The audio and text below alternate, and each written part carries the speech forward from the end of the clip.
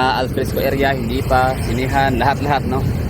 So isa to sa pinaka ngayon pa lang hindi ko pa man na siya nakita, hindi pa siya na-open, pero masasabi ko ng isisusi Martin Maa ang siyang pinakamagandang mall sa buong Davao City.